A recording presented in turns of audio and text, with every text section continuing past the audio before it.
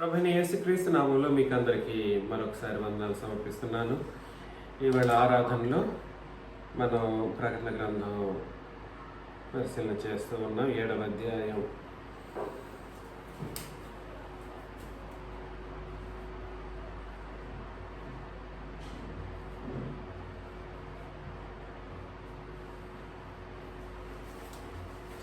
ప్రకటన గ్రంథం 7వ అధ్యాయము 6వ అధ్యాయం యొక్క కంటిన్యూషన్ అండి. ఈ 7వ అధ్యాయం ఉంది కదా, 6వ అధ్యాయం యొక్క కొనసాగింపు.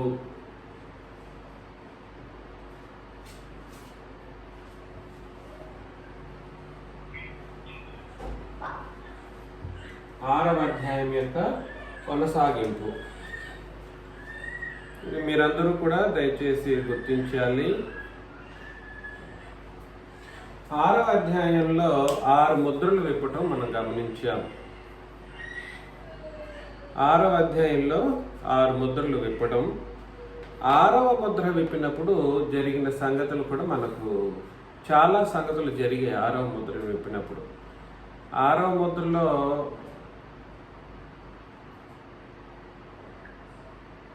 క్షమించండి,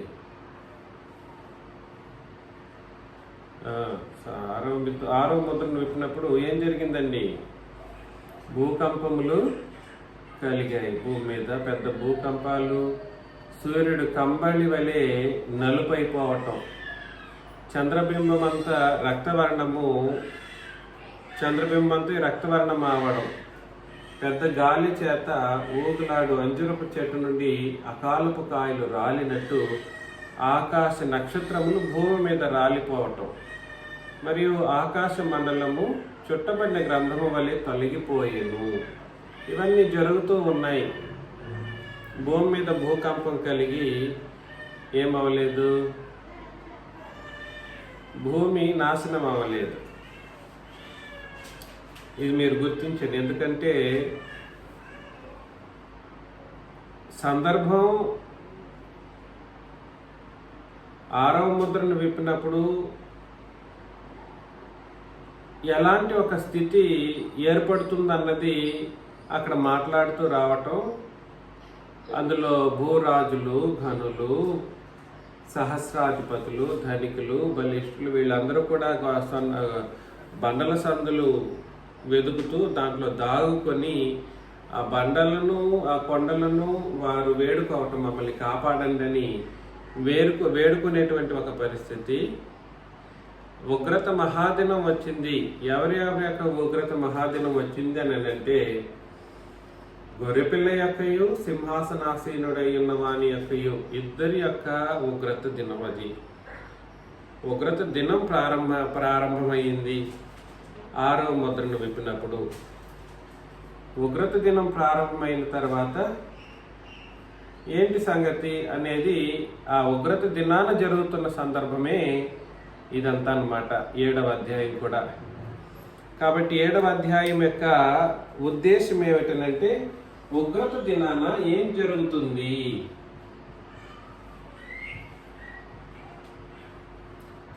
ఏమి జరుగును, ఇది ఎవరి యొక్క ఉగ్రత?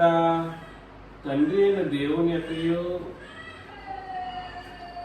తండ్రి యొక్కయు, క్రీస్తు యొక్కయు ఉగ్రత, ఇరువురి యొక్క ఉగ్రత దినం అది. ఆ దినాన ఏం జరుగుతుందో చెప్తున్నాడు మరొకసారి.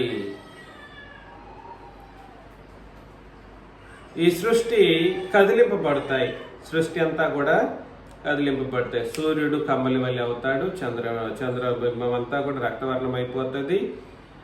పెద్ద గాలి ఊగులాడు అంజురపు చెట్టు వలె, గాలి చేత ఊగులాడు అంజురపు చెట్టు వలె కాలపు కాయలు రాలినట్టు నక్షత్రములు పడిపోవటం, ఇట్లాంటివి జరుగుతూ ఉంటాయి. ఈ భూరాజులు, గనులు, సహస్రాధిపతులు వీళ్ళందరూ కూడా భయపడిపోతారు. బండల సందులు వెతుకుతారు, కొండల సందులు వెతుకుతారు. ఇది మనుషుల యొక్క పరిస్థితి. అయితే మీరందరూ ఇంకా కొనసాగింపు ఏం జరుగుతుందో 7వ అధ్యాయం 1వ వచనం నుండి చదివినప్పుడు, అటు తర్వాత భూమి యొక్క 4 దినములలో 4 దిక్కులలో నలుగురు దేవదూతలు నిలిచి ఉండి. భూమి యొక్క 4 దిక్కులలో నలుగురు దేవదూతలు నిలిచి ఉండి, భూమి మీదనైనను సముద్రము మీదనైనను ఏ చెట్టు మీదనైనను గాలి వీచకుండానట్లు భూమి యొక్క 4 దిక్కుల వాయువులను పట్టుకొని ఉండగా చూచితిని అని అన్నాడు అన్నమాట. కాబట్టి భూమి యొక్క 4 దిక్కులలో 4 దేవదూతలు, 4 దిక్కులు 4 దేవదూతలు. భూమికి 4 దిక్కుల, వాస్తవానికి భూమికి భూమి వృత్తాకారము లేదా గోళాకారంలో ఉంటుంది. భూమి గోళం కదండి, భూగోళము అంటారు. గోళానికి దిక్కులు ఎక్కడి నుండైనా సమానమే. గోళానికి దిక్కులు ఎక్కడి నుండైనా సమానమే. ఎక్కడి నుండి ఎక్కడి నుండి చెప్పవచ్చు. కాకపోతే 4 దిక్కులు అని అన్నాడు కాబట్టి అది ఎక్కడి నుండైనా ఏ రూపం నుండైనా అది దిక్కులు సూచించవచ్చు. ఇక్కడ నుండి ఇటువైపున ఎటువైనా, గోళానికి ఎటువైపోయినా కానీ 4 సమాన భాగాలలో 4 దేవదూతలు నిలిచారన్నమాట. ఏ రోజు ఇది జరుగుతుంది? ఉగ్రత దినమందు జరుగుతున్న ఒక సందర్భం అన్నమాట. ఉగ్రత దినాన భూమి మీదకి అవన్నీ రాలిపోతున్నాయి, అవన్నీ ఎగిరిపోతున్నాయి. ఆకాశం కూడా సరే ఒక పేపర్ లాగా చుట్టివేయబడే ఒక పరిస్థితి, గ్రంథపు చుట్టలాగా చుట్టేసేసి అటు పడివేసేంత పరిస్థితి జరుగుతూ ఒక పక్క ఉంటే, భూమి మీద మాత్రం భూమి నాశనం అవ్వకుండా అది గాలి వీచి లేదా ఇంకా సముద్రం కానీ భూమి కానీ నాశనం అయిపోకుండానట్లు వీళ్ళు వచ్చి బిగబట్టారు 4 దేవదూతలు. అంటే దేవదూతలకి ఎంత శక్తి ఉందో మీరు గుర్తించండి. దేవదూతలు 4 చుట్టుముట్టారు ఈ భూమి మీద చుట్టుముట్టారు. భూమి మీదనైనను సముద్రం మీదనైనను ఏ చెట్టు మీదైనను గాలి వీచకుండానట్లు భూమి యొక్క 4 దిక్కుల వాయువులను వీళ్ళు పట్టేశారన్నమాట. పట్టుకొని ఉండగా చూచితిని. ఆ ఉగ్రత దినం అట్లా పకడ్బందీగా జరుగుతుంది. మరియు సజీవుడగు దేవుని ముద్ర గల వేరొక దూత, ఇంకో దూత, దేవదూతనే, సజీవుడగు దేవుని ముద్ర గల వేరొక దూత. మనం దూతల గురించి మాట్లాడుతూ వస్తూ ఉన్నాం. దూతల గురించి కూడా ప్యారలల్గా చదువుకుంటూ వస్తున్నాం. ఎంతమంది దూతలు చూసుకుంటూ వచ్చామని చెప్పండి? బలిష్ఠులైన దేవదూతలు అన్నారని, అధికారం కలిగిన దేవదూతలు ఉన్నారని, తర్వాత ప్రధానులైన దేవదూతలు ఉన్నారని, ఇలా అనేకులైన దేవదూతల గురించి, దేవదూతల్లో సెక్షన్స్ ఎలా ఉంటారు, ఇలా బలం కలిగినటువంటి దేవదూతలు 4 అయితే వీళ్ళు కాకుండా ఇంకొక దేవదూత, అతనికి ఏం పేరు చెప్పండి? దేవుని ముద్ర. ఎందుకు పనికిరాని మాటలు మాట్లాడతారు? దేవుని ముద్ర గల వేరొక దూత అని అన్నాడు. ఇక్కడ మిఖాయేలు అని అక్కడ ఎక్కడుందండి? దేవుని ముద్ర గల వేరొక దూత సూర్యోదయ దిశ నుండి పైకి వచ్చుట చూచితిని. మిఖాయేలు అని ఒకవేళ ఉంటే ఖచ్చితంగా టైం వచ్చినప్పుడు దాన్ని మాట్లాడతాం. ఇక్కడ ఉన్న దాన్ని బట్టి వెళ్తాం ముందు. దేవుని ముద్ర గల వేరొక దూత. వీళ్ళు కాదు, వీళ్ళు 4 బిగబట్టేశారన్నమాట. వాయువులు దాని మీద, సముద్రం మీద కానీ భూమి మీద కానీ వాయువు తగలకుండా ఉండడం కొరకు. తర్వాత దేవుని ముద్ర గల వేరొక దూత సూర్యోదయ దిశ నుండి, సూర్యోదయం అంటే ఇంకా సూర్యుడు ఉంటాడు, ఆ సూర్యుడే నలుపయ్యాడు, కంబలి వల్లే అయిపోయాడు, నల్లగా అయిపోయాడు. కానీ సూర్యోదయ దిశ నుండి పైకి వచ్చుట చూచితిని.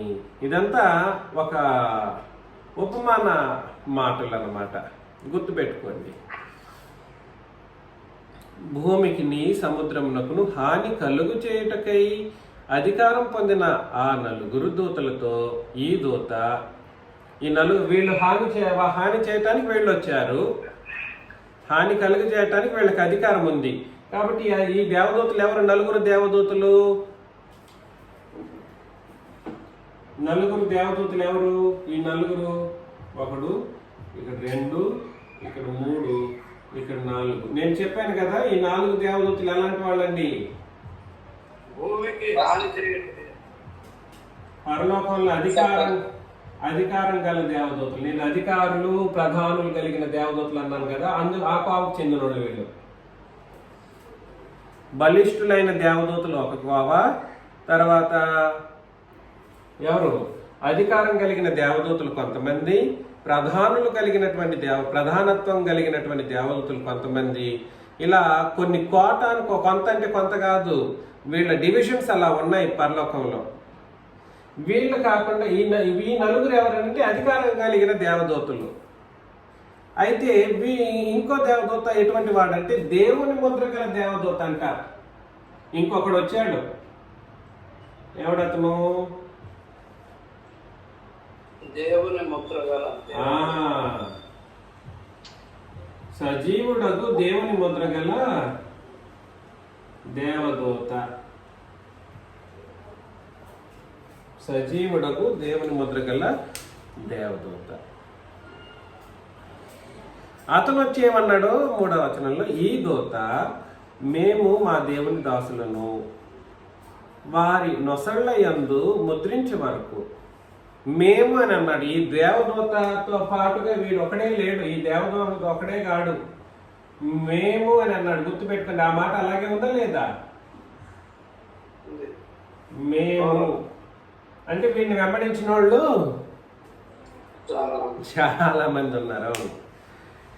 ఈ దూత మేము మా దేవుని దాసులను వారి నొసళ్ళ యందు ముద్రించే వరకు భూమికైనను సముద్రమునకైనను చెట్లకైనను హాని చేయవద్దని బిగ్గరగా చెప్పాను అని అన్నాడు. ఈ దూత ఏం చెప్పాడు? మా దేవుని దాసులను వారి నొసళ్ళ యందు ముద్రించే వరకు. కాబట్టి నేను మీకు ముద్ర గురించి చెప్పాను కదా గతంలో, ఎవరికైనా గుర్తుందా?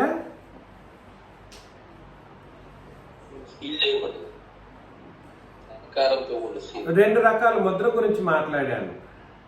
ఒకటేమో సీల్కి సంబంధించిన ముద్ర అయితే, మరొకటి గుర్తింపుకు సంబంధించిన మార్కింగ్కి లేదా గుర్తింపుకి సంబంధించినటువంటి ముద్ర అని అన్నాను. ఈ గుర్తింపుకు సంబంధించిన ముద్ర 3 రకాలండి, గుర్తుపెట్టుకోండి.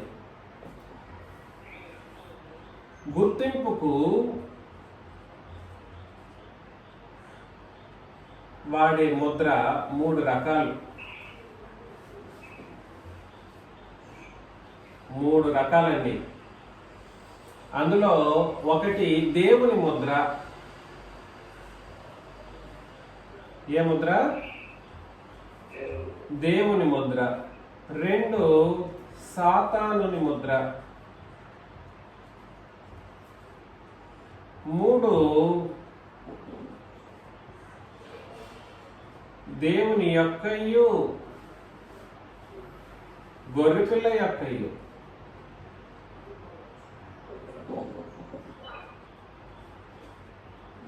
ముద్ర కలిగిన వాళ్ళు ఎవరెవరి యొక్క? ఒకటేమో దేవుని ముద్ర, 2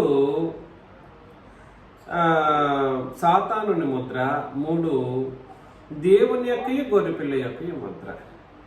కానీ ప్రాముఖ్యంగా ఈ ముద్రలు ఎక్కడ వేస్తారంటే నొసళ్ళ మీద వేస్తారంట. ఎవరి మీద? ఎక్కడ వేస్తారు? నొసళ్ళు. నొసట అంటారు కదా, ఈ నొసట. మరొకసారి 3వ వచనం. ఈ దూత మేము మా దేవుని దాసులను వారి నొసళ్ళ యందు ముద్రించే వరకు భూమికైనను సముద్రమునకైనను చెట్లకైనను హాని చేయవద్దని బిగ్గరగా చెప్పాను. కాబట్టి ఇది ఎవరి యొక్క ముద్ర మాత్రమే వీళ్ళకి ఇవ్వడం జరుగుతుందని అంటే దేవుని యొక్క ముద్ర మాత్రమే వీళ్ళు దేవుని ముద్ర వేయటానికి వచ్చిన ఈ దేవదూతలు. ఎందుకు చెప్పండి? ఎందుకో అక్కడ కింద చెప్పేస్తాడు. చాలా తీవ్రమైనటువంటి విషయం ఇక్కడ బయటపడుతుంది, మీరు గుర్తుపట్టాలి. వేస్తున్నది ఎవరు ముద్ర?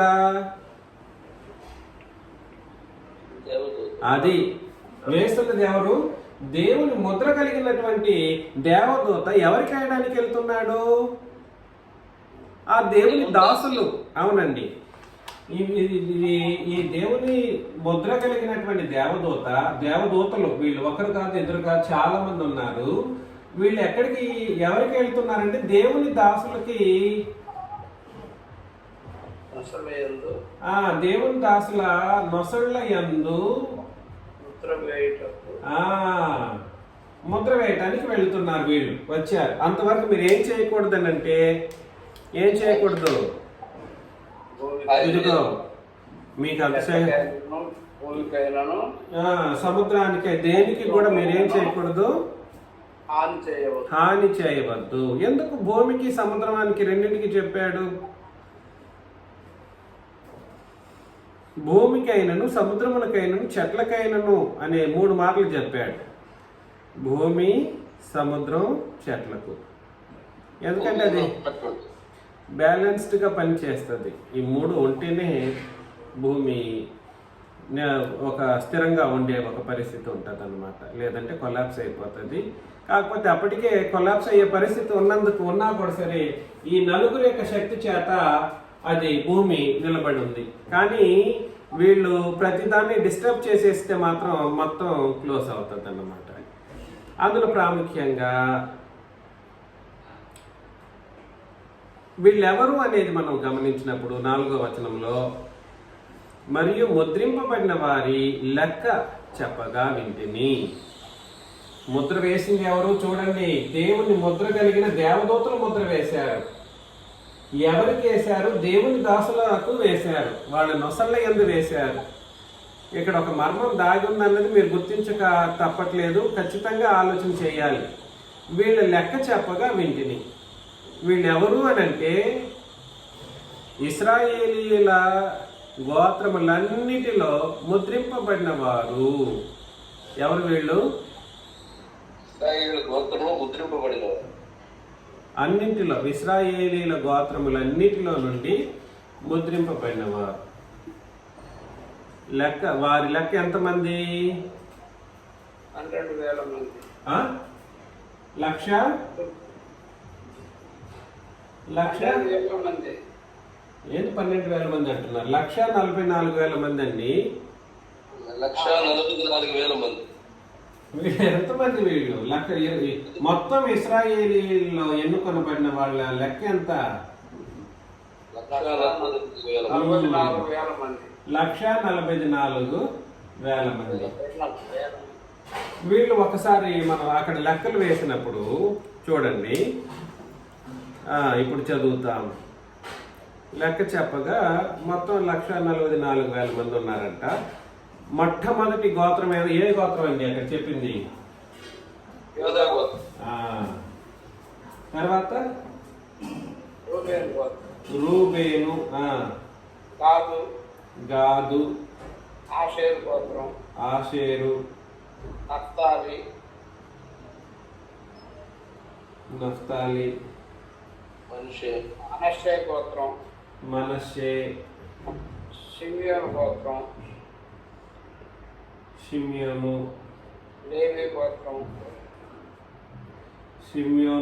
లేవి, ఇస్సాకారు, జెబూలూను, యోసేపు, బెన్యామీను. తర్వాత 12,000 మంది ముద్రించారు. కాబట్టి వీళ్ళెంతమంది? ఒక్కొక్కరిలో 12,000 మందిని లెక్క చెప్తున్నారు. వీళ్ళు ముద్రించిన వాళ్ళ లెక్కలు ఎంతమంది అండి? 1,44,000. మొత్తం 12 గోత్రికులు. 12 గోత్రికుల్లో 12,000 మంది కదండి. మొత్తం ఎంత? 144,000 మంది. సరిపోయిందా? సరిపోయింది. కానీ ఇది లెక్కలేస్తే పోయేది కాదు కదా. లెక్కలేసి రెక్కలు వేసి పట్టేది కాదు. ఇక్కడ నిజముగా ఇక్కడ ఎంతమంది గోత్రికులు ఉన్నారు చూసారా, మీరు గమనించారా? యూదా, తర్వాత రూబేను, 1 2 తర్వాత 3 ఆషేరు, 4 నఫ్తాలి, 5 మనష్షే, షిబ్యోను, లేవి గోత్రం, ఇశ్శాఖారు, జెబూలూను, యోసేపు, బెన్యామీను, 11 12.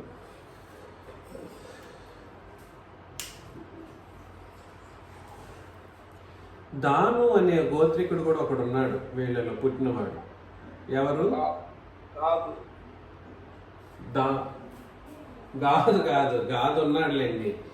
దాను అనే గోత్రికుడు కూడా వీళ్ళలో ఉన్నాడు, కానీ అతని పేరు ఇక్కడ మెన్షన్ చేయబడలేదు. గుర్తుపెట్టుకోండి, జస్ట్ ఫర్ యువర్ ఇన్ఫర్మేషన్. దాను అనేవాడు కూడా ఒక గోత్రికుడు. వీళ్ళలో ఎంచుకొనబడినటువంటి వీళ్ళతో పాటు పుట్టినవాడు అతని గోత్రికుడు. అతను ఇక్కడ లెక్కలో చేయబడలేదు. సరే, ఏదేమైనప్పటికీ 12 గోత్రికులకి 12 గోత్రికుల్లో నుండి 12,000 మంది ఎన్నుకున్నబడ్డారు. కాబట్టి ఎంతమంది వీళ్ళు? 1,44,000 మంది. వీళ్ళందరూ కూడా సరే, వీళ్ళందరి నొసళ్ళ యందు ఏం చేయబడ్డాయి?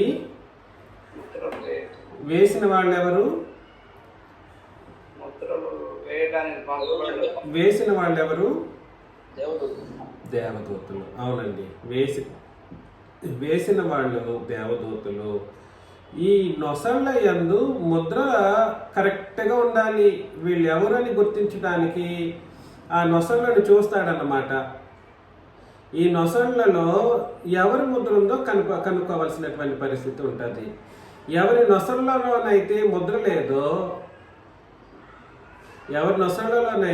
లేదో వాళ్ళు లోకంతో పాటు కలిసి నాశనానికి వెళ్ళిపోతారన్నమాట.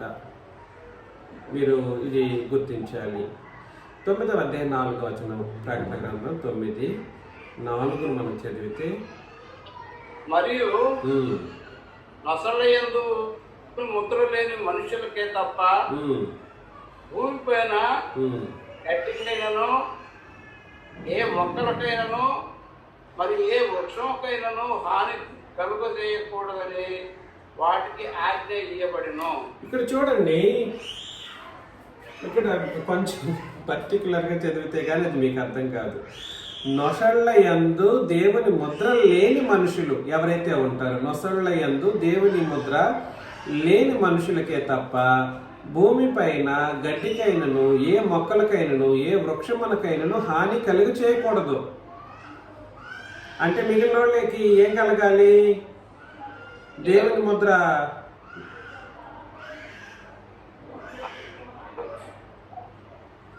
ఏం చేయాలండి? ఎవరికైతే దేవుని ముద్ర లేదో వాళ్ళకి తప్ప వాళ్ళకి ఏం కలగాలి? హాని కలగాలి. ఎవరి నొసళ్ళ యందు దేవుని ముద్ర లేదో వాళ్ళకి తప్ప మిగిలిన దేనికి ఏం చేయకూడదు? హాని కలగకూడదు. కాబట్టి దేవుని ముద్ర లేకపోతే ఎంత ప్రమాదమో. ఇది ఏ రోజు జరుగుతూ ఉంది? ఉగ్రత మహాదినం. ఏ రోజు అది? ఉగ్రత మహాదినాన జరుగుతూ ఉంది. ఉగ్రత మహాదినాన జరుగుతూ ఉంది. వీళ్ళు ఎవరు? ఇశ్రాయేలీలు. దేవుని ముద్ర వేసుకున్న వాళ్ళు ఎవరు? సంఘంలోని వాళ్ళ, లేదా సంఘానికి అవతల ఉన్నవాళ్ళ అనేది ఇక్కడ మనకు అర్థం కావాలి. సంఘానికి ఇది జరుగుతున్నది మొత్తం ప్రపంచమే నాశనమైపోతున్న సందర్భంలో జరుగుతూ ఉంది. మొత్తం ప్రపంచం నాశనమైపోతున్న సందర్భంలో జరుగుతున్నటువంటి ఒక పరిస్థితి. మీకందరికీ నేను ప్రేమతో మనవి చేసేది ఏమిటనంటే, ఆ నాశనం అవుతున్నటువంటి దినాలలో ఇశ్రాయేలీల్లో పరిశుద్ధులుగా ఎంచబడిన వాళ్ళని ఈ నంబర్తో చెప్పాడు, కానీ వాస్తవానికి వీళ్ళు ఈ నంబర్ అనేది ఒక ఉపమాన రూపం, ఉపమాన నంబర్ అన్నమాట, ఉపమాన సంఖ్య. 1,44,000 మంది అనేది ఉపమాన సంఖ్య. ఎందుకు నేను ఆ మాట అంటున్నానంటే, ఇశ్రాయేలీల్లోనే అనే మాట మాత్రం మీకు ఇక్కడ అర్థం అవ్వాలి. వీళ్ళలో ఎందరైతే పవిత్రులో ఆ పవిత్రులందరి యొక్క నంబరే ఈ నంబర్, కానీ అందరినీ కలిపి వాళ్ళందరూ ఇంతమంది అని కాదు. అందరూ 1,44,000 మంది అనేది అబద్ధం. అది సరైన నంబర్ కాదు, అది సరైన నంబర్ కాదు. అది జస్ట్ అది ఒక ఉపమాన సూచనే తప్ప ఇంతమంది వాళ్ళలో నుండి రక్షించబడలేదు. ఇంతమంది పవిత్రులుగా ఎంచబడడానికి అంతమంది లేరు అక్కడ. ఎందుకు అని అంటే, హెబ్రీ పత్రికలో మనం చదువుతూ వచ్చినప్పుడు, హెబ్రీ పత్రికలో ఆది కాండం నుండి పవిత్రులుగా ఎంచబడిన వాళ్ళ సంఖ్యనే దాదాపు 40 నుండి 50కి మించి లేదు. ఎంతమంది? 40 నుండి 50 మందికి మించినే లేదు. ఇతర లేఖల్లో ఒక్కొక్కడు తప్ప, ఒక 3-4 తప్ప మిగిలిన వాళ్ళు ఎవరు నీతిమంతులుగా కనపడలేదు. ఒక 4 పితృలేఖానికి సంబంధించి నీతిమంతులు. 4 అంటారు, క్షమించండి, 8 మంది ప్లస్ అక్కడ పేర్లు రాయబడింది మాత్రం తక్కువ మందే, కానీ నోహు కుటుంబం 8, హేబేలు, హనోకు 10, ఆ తర్వాత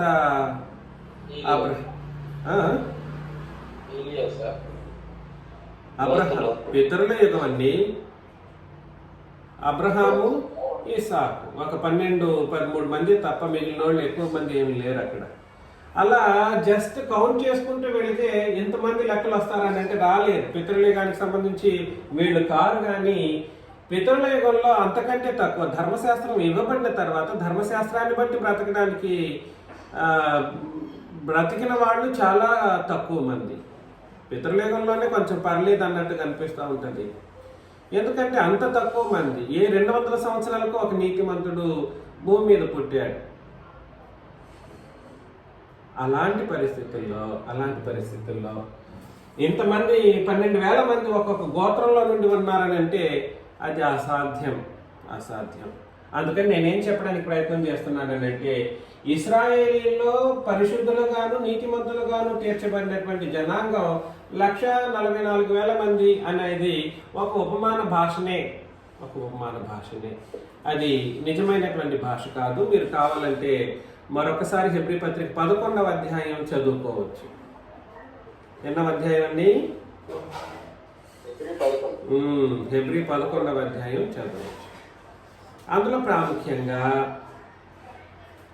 వీళ్ళకి ముద్ర అనేది దేవుని ముద్ర మాత్రమే, కానీ దేవుని యొక్క క్రీస్తు యొక్క ముద్ర వీళ్ళ నొసరుల యందు కనపడదు. ఒకసారి ప్రకటన గ్రంథం 14:1 చదువుతా. ప్రకటన గ్రంథం 14:1 మనం చదివితే, చదవండి.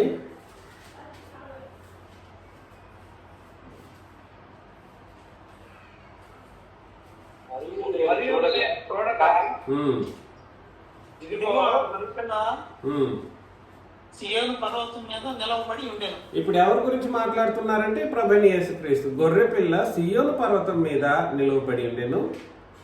ఆయన నామమును, ఎవరి నామం?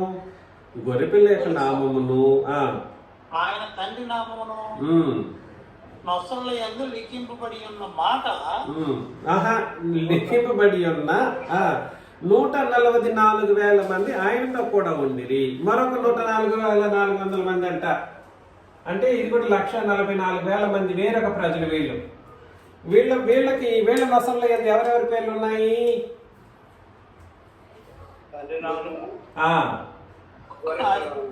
అది 144,000 మంది ఎవరెవరి పేర్లు కలిగి ఉన్నారు? గొర్రె పిల్ల పేరు, తర్వాత ఆయన తండ్రి పేరు.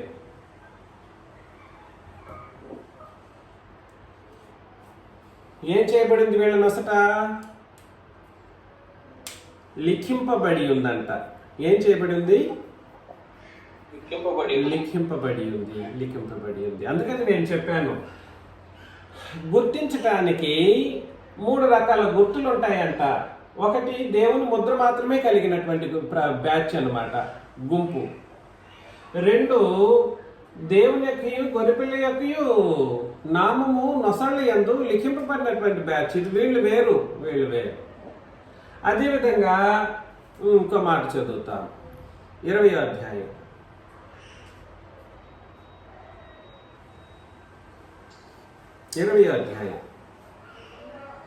4వ వచనం మనం చదివినప్పుడు, అంతన సింహాసనములను చూచితిని, వాటి మీద ఆసీనులైన వారికి విమర్శ చేయుటకు అధికారము ఇయ్యబడెను.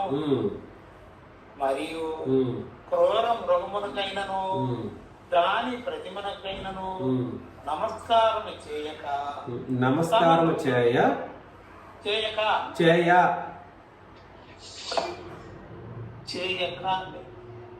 ఈ కాబట్టి కామబెట్టు తప్పు.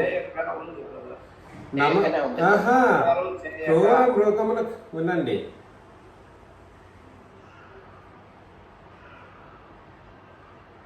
చేయక అంటే అక్కడ మొత్తానికి పోతుంది. క్రూర మృగమునకైనను దాని ప్రతిమకైనను నమస్కారము చేయ తమ నొసళ్ళ యందు గాని చేతుల యందు గాని దాని ముద్ర వేయించి కొనని వారు దాన్ని నమస్కారం చేయటానికి, చేయక కాదు చేయటానికి, నొసళ్ళ యందు కానీ చేతుల యందు కానీ ముద్ర వేయించి కొనని వాళ్ళెవరు? వారిని యేసు విషయమై సాక్ష్యం తామిచ్చిన సాక్ష్యం నిమిత్తమును దేవుని వాక్యము నిమిత్తమును శిరచ్ఛేదనం చేయబడిన వారి ఆత్మలను చూచితిని అని అన్నాడు అనమాట. అంటే అర్థం ఏమిటి?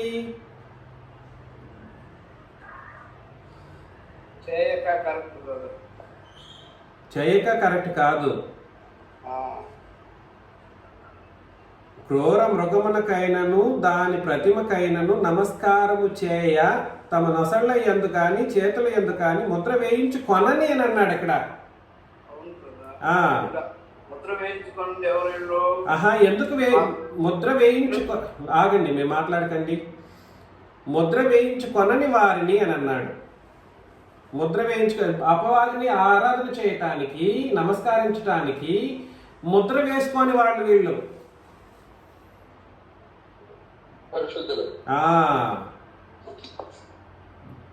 కాబట్టి సాతాను యొక్క ముద్ర వేసుకునేటువంటి ఒక పరిస్థితి కూడా ఉంటుంది. ఎవరైతే సాతానుని ముద్రను ధరించుకుని ఉన్నారో వాళ్ళు క్రూర మృగమునకైనను దాని ప్రతిమకైనను నమస్కారం చేయటానికి, చేయక కాదు చేయటానికి ముద్రలు వేయించి కొనని వీళ్ళు ముద్రలు వేయించి కొనని వారు. చదవండి మీరు కంప్లీట్గా.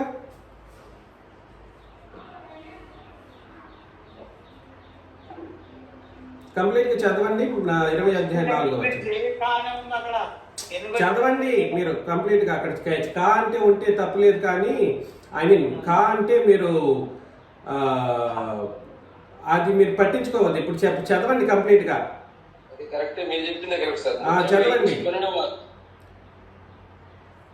చదవండి కంప్లీట్గా చదవండి వచనము.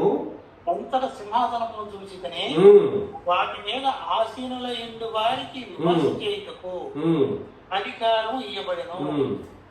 మరియు క్రూర మృగమునకైనను దాని ప్రతిమనకైనను నమస్కారం చేయక తమ నొసళ్ళ యందు గాని చేతుల యందు గాని దాని ముద్ర వేయించు కొనని వారిని యేసు విషయమై తామిచ్చిన సాక్ష్యము నిమిత్తము దేవుని వాక్యము నిమిత్తము స్థిరచ్ఛేదనము చేయబడిన వారి ఆత్మలను సూచితిని. 2 రకాల ప్రజలు అక్కడ మాట్లాడడం జరుగుతుంది. ఒకరేమో సింహాసనాసీనులై ఉన్నారు. సింహాసనాలు 12 సింహాసనాలు 24 సింహాసనాలు అంటే 12+1. వాళ్ళకి ఏముందంటే ఆ సింహాసనం మీద ఆసీనులై ఉన్న వారికి, వాటి మీద ఆసీనులై ఉన్న వారికి విమర్శ చేయుటకు అధికారం ఉందంట. వాళ్ళు వేరు. వాళ్ళు అపోస్తలులు 13 మంది. మరియు క్రూర మృగమునకైనను దాని ప్రతిమకైనను నమస్కారము చేయటానికి, చేయక కాదు నమస్కారము చేయ తమ నొసళ్ళ యందు కానీ చేతుల యందు కానీ దాని ముద్ర వేయించుకొనని వారు, అంటే పరిశుద్ధులైనటువంటి వాళ్ళు లేదా సంఘములోని వాళ్ళు, వీళ్ళు సాతాను యొక్క ముద్ర వేసుకుంటారు. కొంతమంది ఎందుకు వేసుకుంటారని అంటే యేసు విషయమై తామిచ్చిన సాక్ష్యం నిమిత్తము, దేవుని వాక్యం నిమిత్తము శిరచ్ఛేదనం చేయబడ్డానికి ఇష్టపడినటువంటి వాళ్ళు. సాతానుని నమస్కారం చేయాలంటే ముద్ర ఉండాలి, వాడి ముద్ర. సాతానుని నమస్కారం చేయటానికి ఏముండాలి అని అంటే ముద్ర ఉండాలి.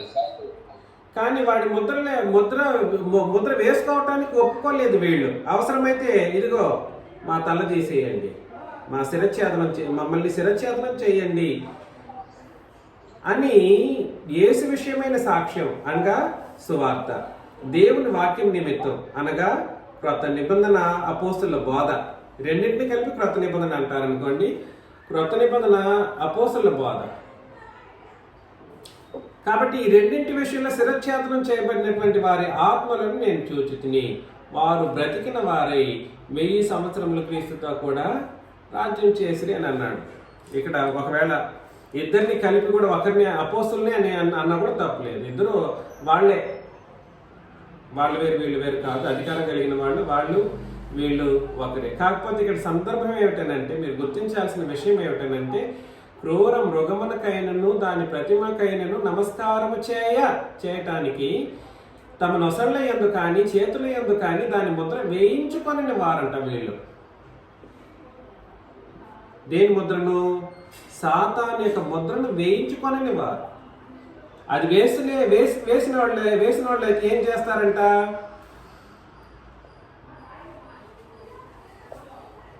ముద్ర వేయించుకుంటే ఏం చేస్తారు వీళ్ళు? క్రూర మృగమునకు దాని ప్రతిమకు నమస్కారం చేస్తారు. కాబట్టి సాతాను ముద్ర ఇది డిఫాల్ట్గా ఉంటుంది లేండి. ఇప్పుడు క్రొత్త నిబంధన ప్రకారం బ్రతకలేదనుకోండి, వాళ్ళకి ఆటోమేటిక్గా సాతాను తన ముద్రను వేసేసి ఉంటాడు. ప్రత్యేకించి దీనికి ఇది చేయాల్సిన అవసరం లేదు. కానీ ఇక్కడ పరిస్థితి ఏమిటంటే, ఎవరైతే ఈ ముద్రను వేసుకోలేదో వాళ్ళు ఎంతటికైనా తెగించేస్తారు నిబంధన కోసం. అదేవిధంగా సువార్త కొరకు మరియు క్రొత్త నిబంధన ఉపదేశం కొరకు అనగా అపోస్తలుల బోధ కొరకు. సువార్త బోధ, సువార్త వేరు, బోధ వేరు. సువార్త పాపులకు, బోధ పరిశుద్ధ సంఘానికి. ఈ రెండింటి నిమిత్తం కూడా సరే, ఎవరైతే పకడ్బందీగా ఉపదేశానికి అదేవిధంగా సువార్తకును ద్రోహం చేయని వాళ్ళు ఎవరైతే ఉంటారో వాళ్ళు ఏనాడు సాతాను యొక్క ముద్రను వేయించుకోవటానికి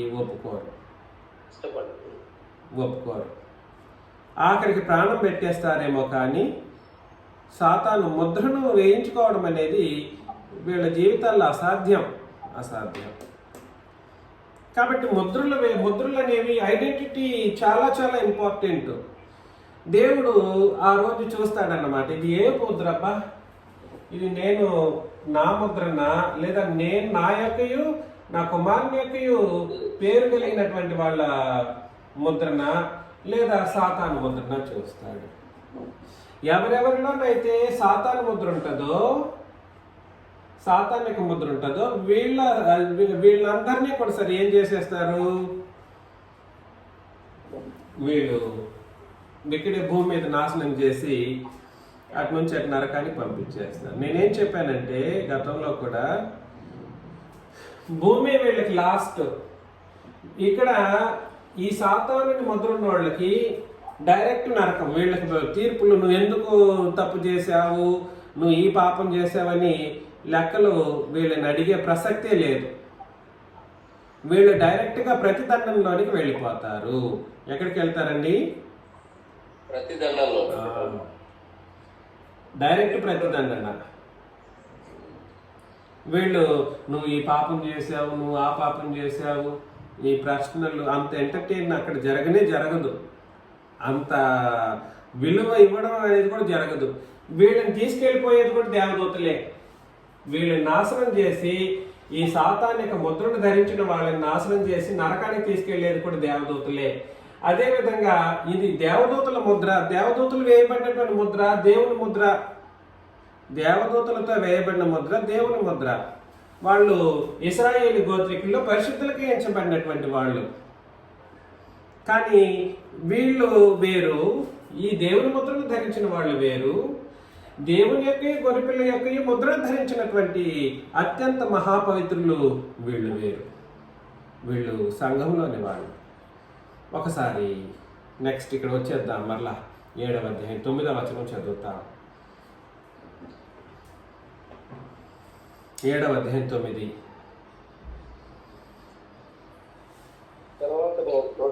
అటు తర్వాత నేను చూడగా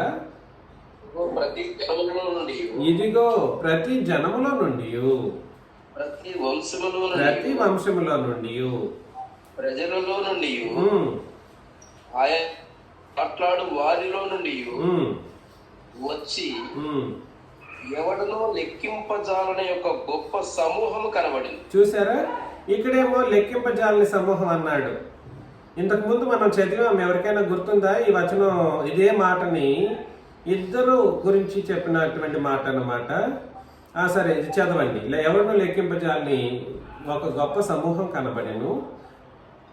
వారు తెల్లని వస్త్రములు ధరించుకుని వారై ఖర్జూరపు మట్టను చేత పట్టుకొని సింహాసనం ఎదుటను, చూడండి, సింహాసనం ఎదుటను గొర్రెపిల్ల ఎదుటను, ఇద్దరి ఎదుటను నిలువబడి నిలిచి సింహాసనాసీనుడైన మా దేవునికి గొర్రెపిల్లకును మా రక్షణకై స్తోత్రమని మహాశబ్దముతో ఎలుగెత్తి చెప్పిరి. అది వీళ్ళు వేరు. పైన చెప్పబడిన ఈ ఇశ్రాయేలీలు ఎంచుకొనబడినటువంటి 1,44,000 మంది వేరు. ఈ గొప్ప జన సమూహం వేరు. వీళ్ళని కూడా ఇంతకు ముందు చదివిన వచన భాగంలో ఈ ఇద్దరి యొక్క ముద్రలు వేసుకున్న వాళ్ళ యొక్క ముద్ర, వాళ్ళ లెక్కను కూడా మనం ఎంతమందిగా చూసాము? 1,44,000. మరొకసారి 14:1 చదువుతాం. మరొకసారి 14:1. మరియు నేను చూడగా ఇదిగో ఆ గొర్రెపిల్ల సియోను పర్వతం మీద నిలవబడి ఉండెను. అంటే సియోను పర్వతం అంటే ఏమిటి? సియోను పర్వతం మీద నిలవబడి, సియోను పర్వతం అంటే ఏమిటి? సంఘము నిలువబడి ఉండెను. ఆయన నామములో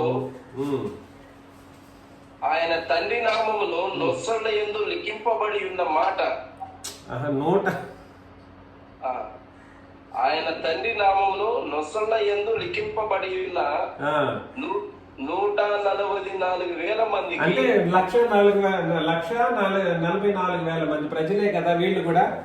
ఇద్దరు పేర్లు కలిగిన వాళ్ళు కూడా 1,44,000 మంది అని అంటున్నాడు. కానీ 1,44,000 అనేది అది నిజమైన నంబర్ కాదు. ఇది కూడా ఏ నంబర్? అది ఉపమాన సంఖ్య. ఇక్కడేమో 1,44,000 మంది అన్నాడు. మనం చదువుతున్న 9వ వచనంలోనేమో 7వ అధ్యాయం 9వ వచనంలోనేమో ఇద్దరిని ఆరాధించేటువంటి వాళ్ళు, ఇద్దరికి స్తోత్రం చెల్లించే వాళ్ళు గొప్ప సమూహము అని అన్నాడు. ఎవడు లెక్కింపజాలనంత గొప్ప సమూహం అని అన్నాడు. అంటే అర్థం ఏమిటి? 1,44,000 మంది అన్నా, గొప్ప జన సమూహం అన్నా, లెక్కింపజాలనంత నంబర్ అన్నా ఒకటే. అంటే అర్థం ఏమిటి? ఇవి రెండు కూడా సరే ఉపమాన భాషలో మాట్లాడుతున్న సందర్భమే, కానీ నిజానికి మనం ఊహించుకున్నటువంటి లెక్కలు కావు. కాకపోతే వీళ్ళు వేరు. ఈ గొర్రెపిల్ల యొక్క పేరును, ఆయన తండ్రి యొక్క నామాన్ని నొసళ్ళు యందు లిఖింపబడి ఉన్నటువంటి ఈ జనసంఖ్య కలిగినటువంటి మనుషులు వేరు. వీళ్ళు ఎవరి యొక్క ముద్ర మాత్రమే ధరించిన వాళ్ళుగా ఉంటారు? ఇశ్రాయేలీలు ఎన్నుకొనబడిన వాళ్ళు అని అంటే దేవుని ముద్ర. దేవుని ముద్రను మాత్రమే ధరించిన వాళ్ళు. వీళ్ళని చూసి నెక్స్ట్ 10వ వచనంలో సింహాసనాసీనుడు వీళ్ళు ఏం చేశారంట చూడండి. ఒకసారి ఖర్జూరపు వినండి. వారు తెల్లని వస్త్రములు ధరించుకున్నవారై. వీళ్ళకి ఏ వస్త్రాలు ఇవ్వబడ్డాయి? తెల్లని వస్త్రాలు ధరించుకున్నవారై ఖర్జూరపు మట్టలు చేతపడి. వీళ్ళ ఐడెంటిటీ చూడండి ఎంతగా స్పెషల్గా ఉందో. ఖర్జూరపు మట్టలు చేత పట్టుకొని. ఇది ఖర్జూరపు మట్టలు చేత పట్టడం అంటే జయించిన దానికి సూచన. ఎప్పుడైనా కూడా సరే పాత నిబంధన లేదనంటే ఈ ఏమంటారు ఈ హెబ్రీ సాంస్కృతిక సంబంధమైనటువంటి పరిస్థితులను ఆలోచన చేసినప్పుడు ఖర్జూర మట్టలు చేతబట్టారంటే అది విజయానికి గుర్తుగా తెలియజేస్తారన్నమాట. ఖర్జూరపు మట్టలు ఎందుకు చేతబడతారంటే ఆ సంస్కృతి ప్రకారం, హెబ్రీల యొక్క సంస్కృతి ప్రకారం లేదా ఆ హెబ్రీ దేవుడైనటువంటి సంస్కృతి ప్రకారం వాళ్ళు ఖర్జూరపు మట్టలు చేతపడతారనమాట. వీళ్ళు ధరించిన వారు ఏం ధరించిన వారు? తెల్లని వస్త్రాలు ధరించిన వారు ఖర్జూరపు మట్టలు చేతపట్టారంటే ఎదురుగా ఉన్నటువంటి వాళ్ళు ఎంతగా జయించారో, వీళ్ళు ఎంత జయించారో సూచన కొరకు ఖర్జూరపు మట్టలు చేత పట్టుకొని సింహాసనం ఎదుటను గొర్రెపిల్ల ఎదుటను నిలువబడి, రెండింటి ఎదుటను నిలవబడ్డారు. ఎవరెవరి ఎదుట? సింహాసనం ఎదుట, గొర్రెపిల్ల ఎదుట. సింహాసనం ఒకటే కానీ ఒకటే అన్నప్పటికీ ఇద్దరు పేర్లు రాదు కాబట్టి గొర్రెపిల్లను కూడా అక్కడ మెన్షన్ చేయాల్సిన పరిస్థితి వచ్చింది. ఒకటే సింహాసనం పరలోకంలో. ఎన్ని సింహాసనాలు? సింహాసనం ఒకటే. కానీ సింహాసనాసీనుడైన వాడు అని తండ్రిని అన్నప్పుడు ఆయన ఒకడే అనే ఆలోచన ఒకవేళ పొడుతుందేనేమో అన్నటువంటి ఒక పద్ధతి ప్రకారం గొర్రెపిల్ల కూడా అక్కడ ఉన్నాడు అని అక్కడ స్పష్టీకరణం చేస్తూ ఇద్దరి ఎదుట నిలవబడి సింహాసనాసీనుడైన మా దేవునికి గొర్రెపిల్లకును మా రక్షణకై మమ్మల్ని రక్షించినందుకు. ఎవరు వీళ్ళు? ఈ లెక్కింపజాలనంతా లేదా 1,44,000 మంది ప్రజలైనటువంటి ఆయా భాషలు మాట్లాడేవారు, ప్రతి ప్రజలో వాళ్ళు, ప్రతి వంశంలో వాళ్ళు ఎవరైనా కావచ్చు. వీళ్ళు మమ్మల్ని రక్షించినందుకు స్తోత్రమని మహాశబ్దంతో ఎలుగెత్తి చెప్పి దేవదూతలందరూ సింహాసనము చుట్టూను పెద్దల చుట్టూను ఆ 4 జీవుల చుట్టూ నిలువబడి ఉండిరి. వారు సింహాసనం ఎదుట వీళ్ళు ఇట్లా చెబుతా ఉంటే, స్తోత్రమని చెబుతా ఉంటే వీళ్ళందరూ ఆ 4 జీవులు, ఆ పెద్దలు వీళ్ళందరూ కూడా ఏం చేశారండి? ఆ సింహాసనం ఎదుట సాష్టాంగపడి ఆమేన్ అని అన్నారన్నమాట.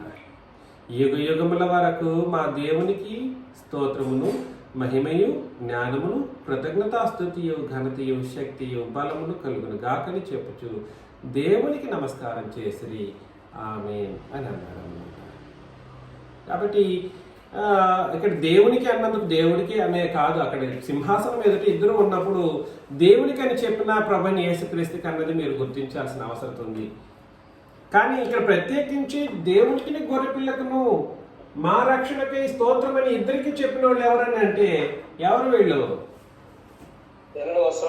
ఒకటి తెల్లని వస్త్రాలు ధరించిన వాళ్ళు, 2 ఖర్జూరపు మట్టలు పట్టుకున్నారు.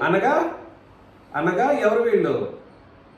సియోను పర్వతంలో నివసించువారన్నమాట. ఆ పర్వతానికి అధికారి ప్రభుని యేసుక్రీస్తు. ఆయన అధికారం క్రింద ఉన్నవాళ్ళు, ఆయన రాజరికం క్రింద రాజరికాన్ని పొందుకున్న మహారాజులు వీళ్ళు. వీళ్ళు ఎక్కడి నుండి వచ్చారని ఒకడు అడిగాడు అక్కడ. అందుకు నేను పెద్దలలో ఒకడు తెల్లని వస్త్రములు ధరించుకున్న వీరెవరు, ఎక్కడి నుండి వచ్చిరని నన్ను అడిగాను. పెద్దలంటే ఎవరు? వాళ్ళు అపోస్తలులే. వాళ్ళలో ఒకడు అడిగాడంట, ఎక్కడి నుండి వచ్చారు వీళ్ళు అని అడిగాను. అందుకు నేనయ్యా నీకే తెలియననగా అతడు ఈలాగ నాతో చెప్పాను, వీరు మహాశ్రమల నుండి వచ్చిన వారు. ఎక్కడి నుండి వచ్చారు? మహాశ్రమల నుండి వచ్చిన వారు. కాబట్టి వీళ్ళ ఐడెంటిటీ ముద్ర ధరించుకోవాలంటే ఇద్దరి యొక్క ముద్ర, దేవుని యొక్క గొర్రెపిల్ల యొక్క ఈ ముద్రను ధరించిన వాళ్ళు యొక్క మొట్టమొదటి గుర్తింపు ఏంటి చెప్పండి?